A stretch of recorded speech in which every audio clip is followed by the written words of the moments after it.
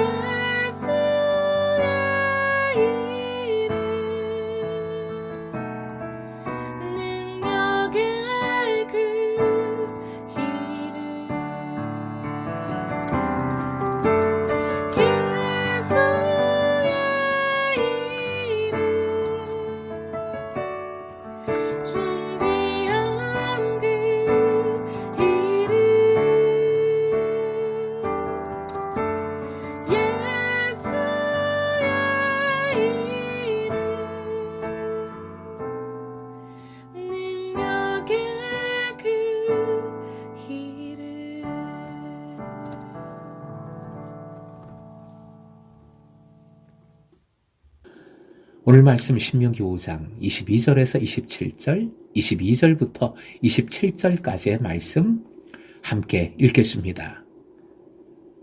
여호와께서 이 모든 말씀을 산 위 불 가운데, 구름 가운데, 흑암 가운데에서 큰 음성으로 너희 총회에 이루신 후에 더 말씀하지 아니하시고 그것을 두 돌판에 써서 내게 주셨느니라. 산이 불에 타며 캄캄한 가운데에서 나오는 그 소리를 너희가 듣고 너희 지파의 수령과 장로들이 내게 나와 말하되 우리 하나님 여호와께서 그의 영광과 위엄을 우리에게 보이심에 불 가운데에서 나오는 음성을 우리가 들었고 하나님의 사람과 말씀하시되 그 사람이 생존하는 것을 오늘 우리가 보았나이다. 이제 우리가 죽을 까닭이 무엇이니까? 이 큰 불이 우리를 삼킬 것이요 만일 우리가 우리 하나님 여호와의 음성을 다시 들으면 죽을 것이라. 육신을 가진 자로서 우리처럼 살아계시는 하나님의 음성이 불 가운데에서 바람을 듣고 생존한 자가 누구니까? 당신은 가까이 나아가서 우리 하나님 여호와께서 하시는 말씀을 다 듣고 우리 하나님 여호와께서 당신에게 이르시는 것을 다 우리에게 전하소서.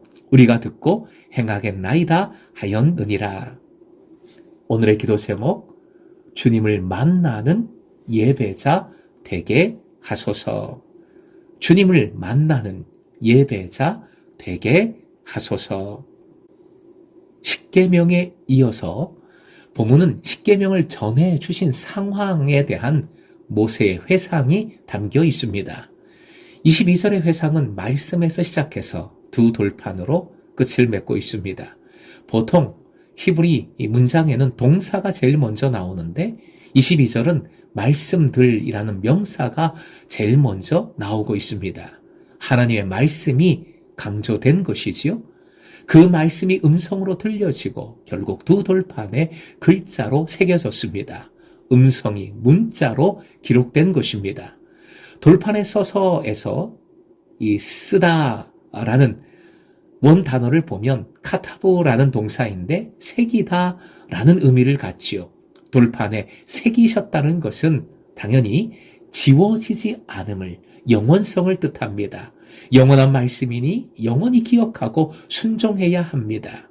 또 영원한 말씀이니 하나님께서는 어저께나 오늘이나 새해에도 변함없이 말씀대로 이루신다, 신실하게 역사하신다는 뜻이기도 합니다.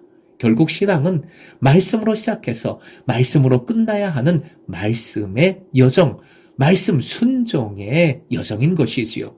말씀을 듣고 알고 행하여 말씀의 은혜로 더욱 살아가시길 축복합니다. 23절 이하는 모세에게 이스라엘의 수령과 장로들이 말하는 것을 회상하는 내용이지요.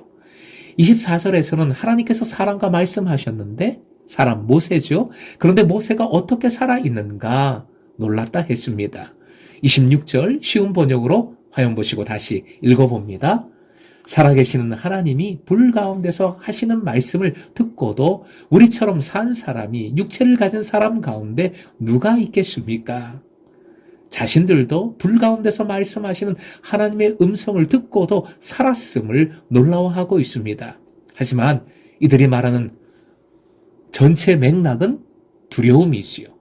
신을 보면 죽을 것이라는, 신의 음성을 들으면 죽을 것이라는 두려움을 크게 가지고 있습니다.